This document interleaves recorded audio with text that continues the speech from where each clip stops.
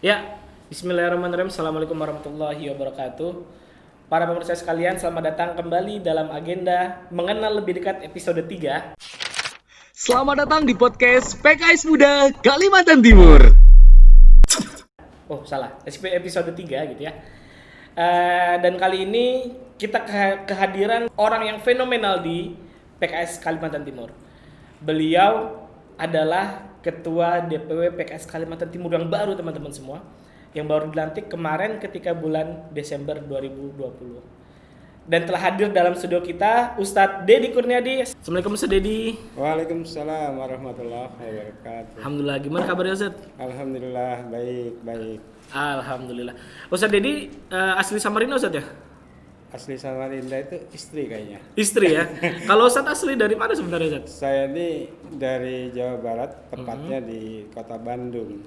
Bandung Barat, Bandung Timur, Bandung Selatan malah. Bandung Selatan ya Ustadz? Iya. Daerahnya apa Ustadz daerah? Daerah Bandung Selatan itu kalau mungkin secara nasional itu teman-teman pernah dengar Pangkalan Udara Sulaiman, Lanut Sulaiman. Lanut Sulaiman. Iya. Nah, di sekitar itulah saya masa kecil saya di sana. Itu Ustadz dari kecil lahir di situ, besar di situ. Iya, benar sekali. Saya besar di namanya di Margahayu ya, dekat Sulaiman itu. Mulai dari SD sampai SMP di situ, kemudian SMU-nya agak ke tengah sedikit ke kota. Ke kota Ustadz ya. Kemudian kuliahnya di mana Ustadz? Nah, ini dia. Saya nggak pernah kuliah loh. Saya tuh produk teknik STM kimia 4 tahun. Jadi langsung dari SMA lulus itu langsung kerja gitu Ustadz ya? Iya, jadi STM kimia itu ya selevel SLTA ya. Cuma zaman kami itu di bawah Departemen Perindustrian, bukan di bawah Departemen Pendidikan dan Kebudayaan ya pada saat itu.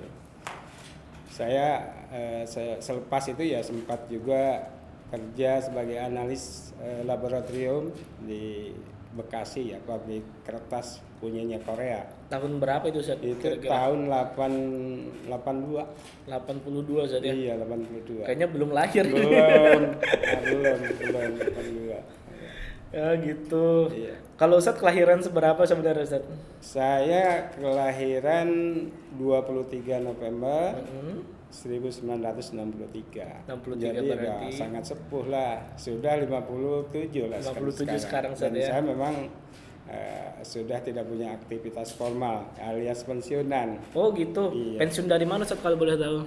Saya pensiun dari perusahaan BUMN yang ada di Kalimantan Timur, tepatnya di Kota Bontang ya. Pupuk. Oh PKT Ustadz ya? Iya betul. Masya Allah. Berarti Ustadz ke PKT itu tahun berapa Ustadz sebenarnya? Saya masuk Pupuk Kaltim tepatnya 14 Februari 1983. Ingatannya kuat banget sampai tanggal aja pun. Itu masalahnya masalah sejarah pribadi ya. Nggak bakalan lewat gitu. Masya Allah. Itu berarti langsung ke Pupuk Kaltim berarti sebelumnya dari yang di Bekasi itu Ustadz ya? Betul. Ke Pupuk Kaltim karena memang sejak sekolah saya kepingin keluar Jawa gitu. Dan ketika itu kami dulu lagi tes sebetulnya sama-sama antara PKT dan LIPI. Saya ikut dua-duanya. LIPI itu di mana Ustadz? LIPI Lembaga Ilmu Pengetahuan Indonesia ya. Di iya. Bandung, memang pusatnya di Bandung. Iya, Nah, LIPI. ya.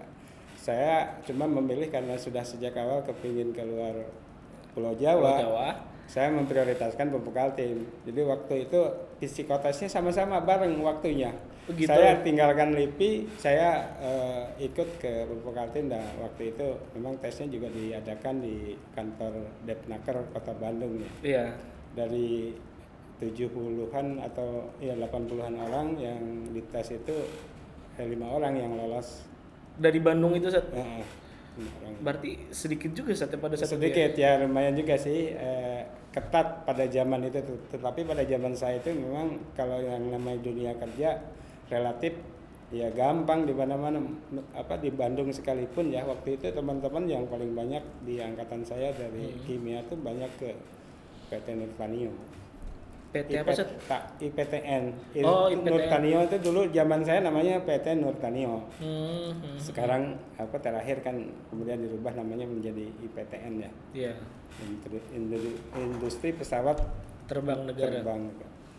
Yang waktu itu Habibie itu, Set, ya? Iya, masih di masa Habibie itu. Masya Allah. Karena waktu itu memang penerimanya luar biasa banyak ya. Iya. Di IPTN itu sampai karyawannya juga lebih dari 16.000 Pada saat itu, Set? pada saat itu. Sementara Pupuk Kaltim baru ratusan lah, 900 atau 800 gitu. Karena pabriknya juga waktu itu masih satu unit, belum produksi.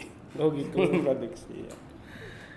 Kalau boleh tahu, kenapa sih Ustadz pengen banget untuk keluar dari Jawa? Padahal kan yang kita tahu, Ustadz, orang tuh pengennya, saya pengen ke Jawa, di sana lebih dari segi kehidupan mungkin lebih menjamin, kemudian dari segi pendidikan juga tarafnya lebih tinggi gitu, Ustadz.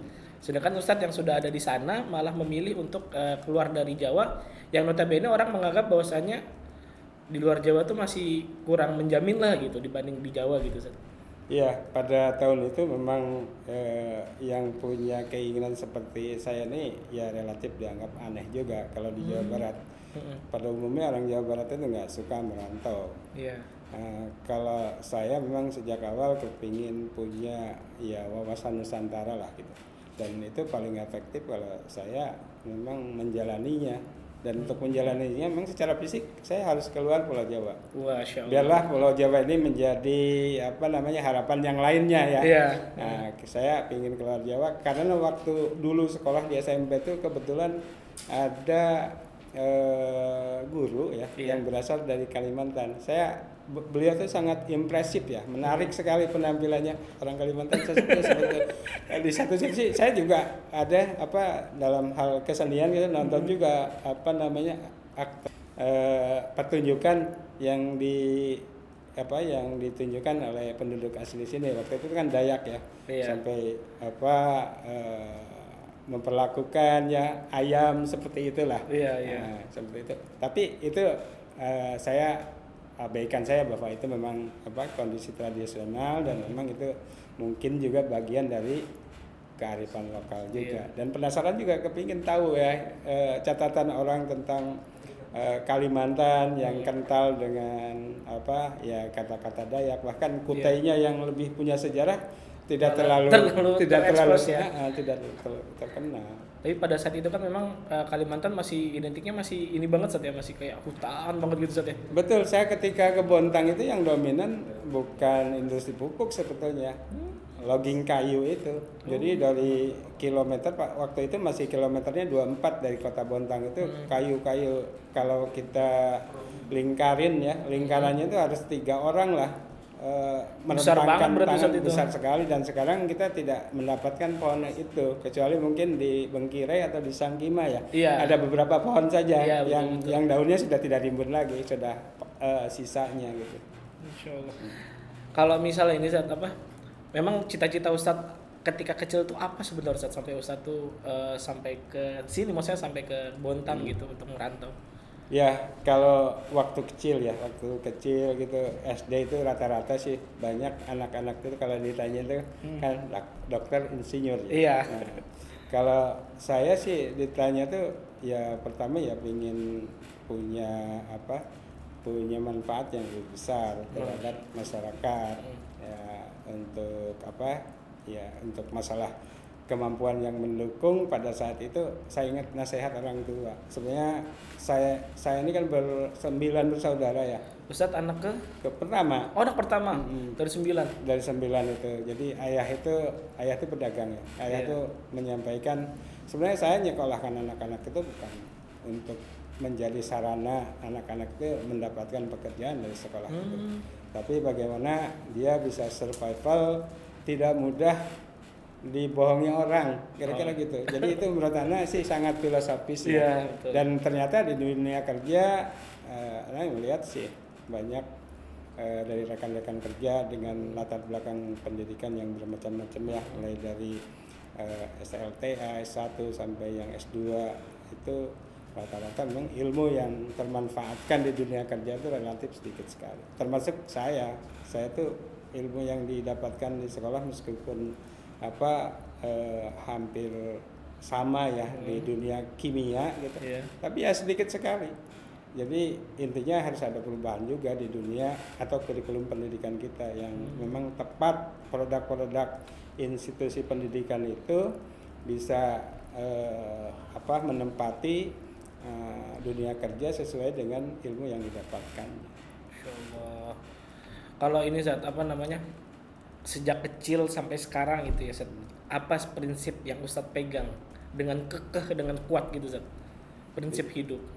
Ya, kalau prinsip hidup sih mungkin warna dari ayah itu ya. Oh gitu ya Zat ya. Akan menginspirasi, bahkan mungkin bukan inspirasi lagi, doktrin yang kuat. Ya pertama ya tadi ya itu ya selaras juga dengan hadis Rasulullah, memberikan manfaat banyak kepada orang lain. Khairun nas ya Zat. Kalau yang kedua bahwa hidup ini kita tidak sendiri, kita ini adalah makhluk sosial, sehingga bagaimana kita bisa interaksi sebanyak mungkin dengan kultur atau dengan budaya yang beragam, dan itu saya nggak akan dapatkan kalau saya tinggal di Jawa Barat. Ketika saya ke Kalimantan, mungkin secara umum Kalimantan ini kan tadi ada penduduk aslinya ya, penduduk yang tinggal di sini. Tapi ternyata ketika saya sampai di perusahaan di Bontang itu hampir seluruh Indonesia ada. Dari Papua ada teman-teman, dari Flores ada, bahkan dulu sebelum pecah Timur Timur ada juga titipan dari Timur Timur itu teman-teman dari sana ya. Bahasa Portugisnya juga pintar-pintar mereka, karena memang di sana kan masih interaksi ininya bagus ya. Jadi merupakan miniatur Indonesia ada di Bontang. Iya, di pekerjaan itu ada. Jadi di bahasa PKT itu saya tahu itu ya. Meskipun paling dominan tetap Jawa ya. Jawa Timur, Jawa Tengah, Jawa Barat kecil. Dan saya anehnya ya bisa bahasa Jawa itu di Bontang, bukan di Jawa. Tapi kan Ustadz memang orang Sunda. Lah iya, saya tuh bisa kan bahasa Jawa. Bahasa Jawanya bahasa Jawa bisanya di Bontang saya. Cuma Jawa Timuran ya, kan memang dominan orang Jawa Timur. Dan Jawa Timur itu kan nggak terlalu mempertimbangkan stratanya ya. Itu, jadi kapan aja mau ngomong apa saja, apalagi saya orang luar ya. Dan itu yang memudahkan untuk bisa berinteraksi. Masya Allah. Terus Ustadz di PKT itu dari tahun berapa tadi Ustadz? 83 sampai tahun saya pensiun 2 November 2019. 2019, pengabdian berapa tahun Ustadz? 36 tahun iya, Ustadz ya? 36 tahun. Masya Allah. Itu malang melintang berarti Ustadz di PKT itu Ustadz? Enggak sih, sampai Malang enggak. Sampai Malang enggak. Melintangnya dekat lah, Bontang, melintang gitu ya, dekat-dekat ya.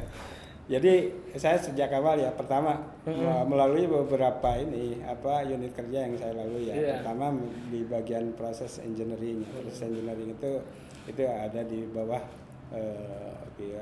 departemen teknologi yang mencakup memang itu lebih kepada masalah ilmu kimia yang saya miliki teraplikasikan di situ. Saya bukan di laboratorium, tapi di proses itu di Pupuk Kaltim itu lebih kepada yang pertama ada yang kuantitatif, ada yang kualitatif. Yang kuantitatif yang menghitung material balance dari bahan baku yang dipakai sampai jadi produk. Itu mulai dari gas alam yang kita butuhkan sampai air, udara yang kita butuhkan sampai kemudian jadi produk, bahkan sampai produk itu dikeluarkan dari gudang, baik kapal maupun trucking yang melalui truk darat. Seperti itu saja. Itu yang pertama. Itu pertama saja. Yang itu dari situ saya cukup lama dari 83 sampai 96 ya. Saya jadi kepala seksi di situ tuh mungkin 12 tahun lama lah, nggak sampai lulus SMA itu 12 tahun. 12 tahun juga. Jadi urusan pabrik tentang teknologi, ya perhitungan dan sebagainya, ya insya Allah lah saya sampai sekarang sangat memahami. Terus yang kedua saya diminta untuk tadi pabrik utamanya Pupuk Kaltim itu saya sejak pabriknya 1 sampai pabriknya jumlahnya 4 unit itu ada di pabrik di bagian tadi. Habis itu Vokaltim rupanya mengembangkan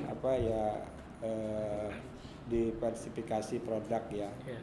Awalnya kan hanya produk urea itu pupuk tunggal, hanya untuk memenuhi kebutuhan nitrogen saja ke daun ya di buah-buahan. Akhirnya membuat pupuk majemuk yang semua unsur hara yang disediakan oleh pupuk untuk diserap makanan itu tersedia. Nitrogen daun, fosfat untuk batang, dan kalium untuk buah. Ya. Nah di situ saya ditarik ke proyek pengembangan untuk pembangunan pabrik NPK. Natrium, fosfat sama kalium saja. Ya, nitrogen. Oh, nitrogen, Ya, fosfat sama kalium. NPK. NPK. Itu yang fase kedua saat Fase kedua. Nah, fase ketiga Iya. saya ditarik lagi ke pabrik, ke produksi. Tadi Balik lagi berarti. proyeknya Iya. ke produksi, tapi masih terkait dengan pupuk NPK, pupuk majemuk ya. Produksi, dan di situ dapat mungkin 2 tahun 3 tahun ya sebagai kepala bagian ya. Bagian perencanaan produksi, perencanaan produksi. Di situ 3 tahunan di situ saya ditarik ke pengadaan jasa. Pengadaan jasa, cuma di pengadaan jasa ini unik ya, saya tidak terlalu lama karena pertama ada yang minta lagi, saya balik lagi ke pupuk NPK dan ditempatkan di pemasaran. Di pengadaan jasa itu pekerjaannya sih sama aja pekerjaan itu, tergantung kita ya, ringan. Cuma menurut perjalanan karir saya di dalam pekerjaan itu yang paling berat di pengadaan jasa, karena pengadaan jasa ya ada banyak tekanan, ada banyak kepentingan yang harus kita amankan juga. Iya, betul. Itu aja sih. Jadi kepada teman-teman yang muda-muda itu pengadaan jasa itu sebagian besar orang menganggap itu pekerjaan basah ya. Maksudnya Tapi cair basah itu meskipun bukan kolam renang tapi betul, basah. Nah, dan banyak orang yang berminat di situ. Nah, bagi saya sih nggak begitu, nggak suka lah di situ. Karena tadi boleh jadi saya mungkin kalau lama-lama di situ bisa basah juga ya, daripada basah kejebur. Mending ada kesempatan untuk keluar dari situ, pindah lagi ke pemasaran, dan terakhir di pemasaran sampai pensiun. Di pemasaran saya mulai staf utama ya sampai dengan terakhir sempat menjadi pejabat sementara manajer. Oh, gitu sih. Manajer pemasaran. Kalau di pupuk Kaltim kan eselon 2 ya tuh. Dan saya memang berakhir pensiun itu di eselon 2. Nah, pada saat di pemasaran inilah yang saya mungkin mobilitas saya tinggi kemana-mana. Ya mungkin yang saya bisa menyaingi mobilitasnya anggota dewan lah. Ke seluruh Indonesia. Berarti cita-cita tercapai nih saat keliling Indonesia gitu ya. Di situ rupanya di akhir karir saya itu saya punya wawasan Nusantara yang luar biasa lah ya. Masya Allah. Saya kemana-mana saya sudah pokoknya dalam negeri itu insya Allah sudah. Berarti dari Sabang ya, sampai Maroke. Ya sudah saya. Jadi nggak keberagaman itu. Iya. Bhinneka Tunggal Ika itu saya merasakan. Kemarin waktu masih di Bontang saya sudah merasakan miniaturnya Indonesia. Tapi begitu ada di pemasaran saya merasakan benar-benar saya merasakan keunikan di masing-masing tempat ya. Sama kemudian yang khas itu biasanya orang kan makanan, pakaian dan sebagainya. Biasanya kalau ke daerah itu oleh-olehnya ya cari, kalau yang produk tenunnya paling sarung gitu, mulai sarung Lombok, Palu, ya macam-macam yang aneh, songket gitu ya, macam-macam. Kalau boleh tahu Ustaz, di perjalanan hidup Ustaz yang sudah panjang ini, kemudian Ustaz sudah keliling Indonesia juga, pengalaman yang paling berkesan menurut Ustaz? Ya sebenarnya ya memang selalu ada yang unik ya dalam hidup ini. Yang unik di saya itu pertama mungkin di soal pekerjaan. Soal pekerjaan itu kan mengumpulkan banyak karakter ya, orang membawa karakter masing-masing. Saya suatu ketika itu masih di tahap 1 saya masih di proses engineering tadi Iya. ya. Ada temen suka banget guyon, suka banyak. Apa kalau dulu kan nggak kenal atau istilah bully itu. Iya. Ya kalau bahasa sekarang membuli ya. Bully ya. Atau dulu ngeledek orang. Iya. Ya. Betul. Suatu saat saya juga, saya nggak biasa sih kalau masalah apa guyon-guyon gitu ya. Ledek-ledek saya nggak biasa. Tapi ternyata orang yang suka membuli, orang yang suka meledek itu kalau dibalik ngeledek itu apa? Mereka lebih apa ya? Sensitif gitu. Rupanya proses membuli atau itu juga salah satu karakter orang untuk menyembunyikan kelemahannya bahwa yang bersangkutan. Dan itu saya amati beberapa. Sampai kemudian yang bersangkutan kan sampai jengkel ya, saya balas gitu tuh mau melempar sama gelas, saya sampai di kolong gitu ya. Nah, yang uniknya ini lagi, saya biarin, saya nggak melawan yang gitu. Tapi setelah itu saya datangin ke rumahnya, ya udah saya cair aja. Jadi persoalan-persoalan yang kita hadapi di masyarakat, termasuk yang tadi itu sangat mudah diselesaikan dan penyelesaiannya memang kita harus tatap muka.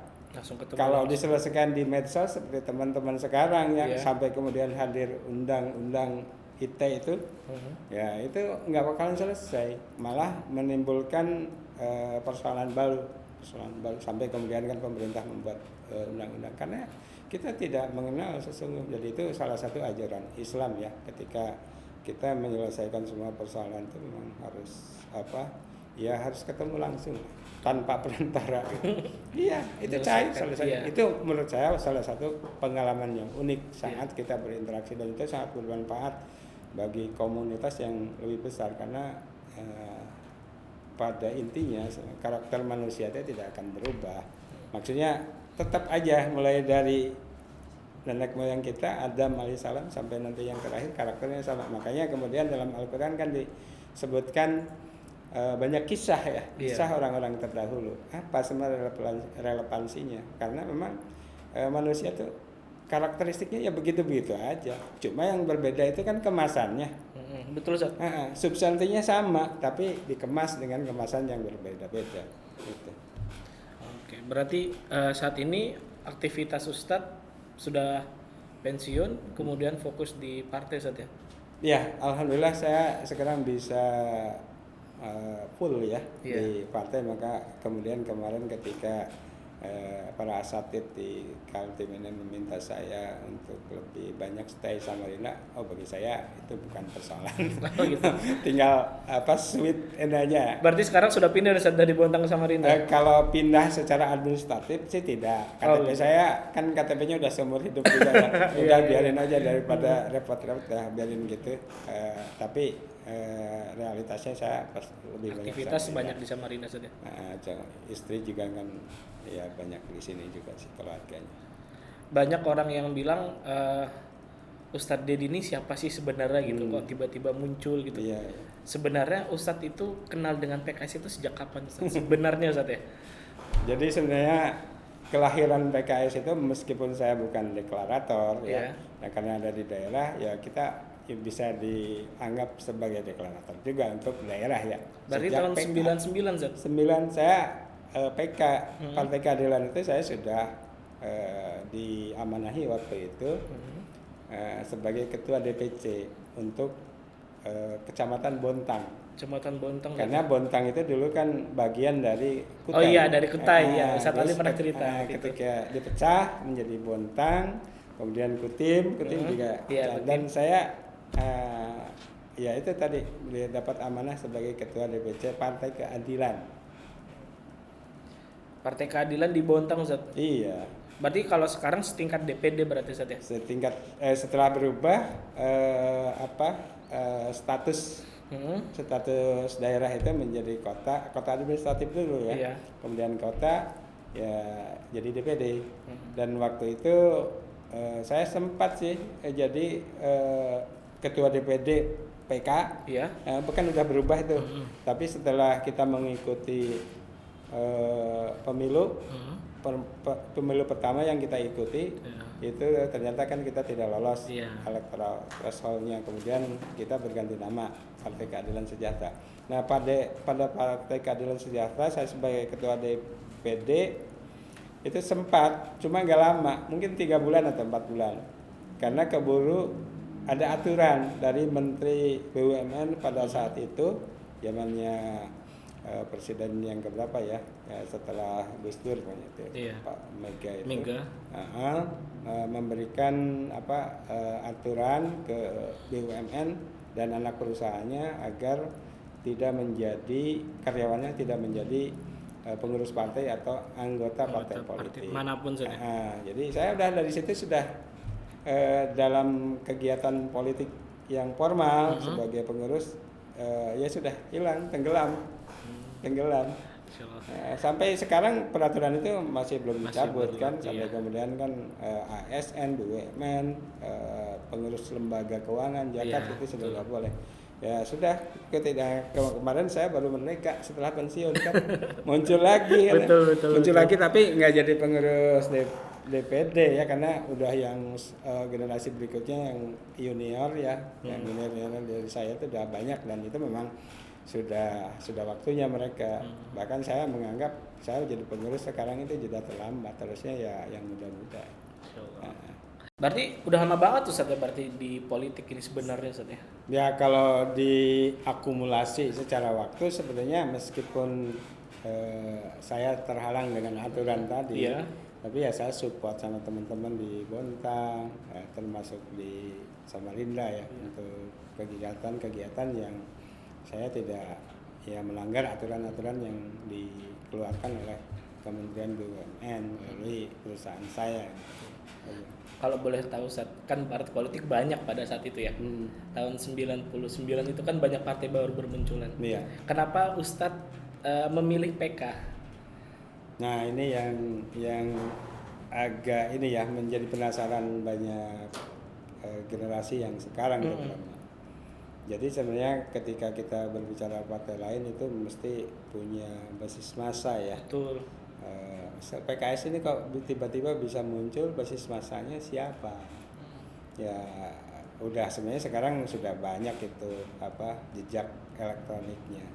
Bahwa kami memang sejak awal sudah banyak kegiatan-kegiatan yang terkait dengan ya kegiatan keislaman ya. Ada yang teman-teman mulai dari kampus, ada yang di perusahaan, ada juga di masyarakat umum. Nah itu komunitas-komunitas awal yang ya membentuk ya hadirnya PK itu, dan kehadiran PK saat deklarasi yang ada di daerah sekalipun seperti saya mengikuti deklarasi itu, dan kita merasa bagian dari entitas kelahiran PK itu meskipun kita tidak ada di Jakarta gitu. Tapi jaringan itu udah ke daerah dan itu udah menjadi bagian ya entitas untuk kehadiran atau kelahiran PK pada saat itu, sebagaimana juga kelahiran yang lain yang ada teman-teman di Nahdliyin melahirkan partai baru juga di Muhammadiyah gitu. Nah kita ini identik dengan siapa gitu. Oh gitu Sat ya. Kemudian Sat dulu PKS itu terkenal dengan partai anak muda Sat. Karena memang dulu kan masih muda-muda Sat ya. Termasuk saya waktu itu masih muda juga Sat. Nah, bagaimana dengan PKS saat ini Sat? Nah, itu dia yang harus ada ya estafet ke generasi berikutnya, bahwa yang pernah kita sandang sebagai partai anak muda yang dulu mengidentifikasinya memang anak muda pada saat itu ya, generasi saya itu tidak tersangkut dengan histori masa lalu gitu. Masa lalu itu maksudnya ya orde lama, orde baru, karena memang kita lahir benar-benar dari nol, dari tidak ada keterikatan sejarah kepada sejarah politik kepada mereka. Walaupun dulu saya sebagai karyawan atau mungkin teman-teman yang lain juga sebagai karyawan ya ikut juga partisipasi politik dalam hal pemilu gitu. Dan saya harus memilih juga kan sebagai anak bangsa, harus punya partisipasi dalam membangun negara ini, salah satunya melalui partai politik itu. Jadi awal kenal dengan PK itu ya karena kita memang sudah ada ya komunitas yang meskipun tidak dilembagakan, kita ini hadir di tengah-tengah masyarakat untuk melakukan ya perbaikan ya, sebagai amanah dakwah bagi saya dan teman-teman sebagai seorang muslim, karena memang mensolehkan orang lain itu setelah kita soleh, berupaya juga untuk mensoleh, itu bagian dari tugas kita sebagai orang-orang beriman, sekaligus juga sebagai tanggung jawab moral kita untuk ya berkontribusi terhadap kegiatan yang ada di masyarakat. Gitu Ustaz ya. Kalau menurut Ustaz tadi kita sudah bahas politik nih Ustaz. Ke dasarnya deh Ustaz. Politik itu menurut Ustaz itu politik itu apa Ustaz?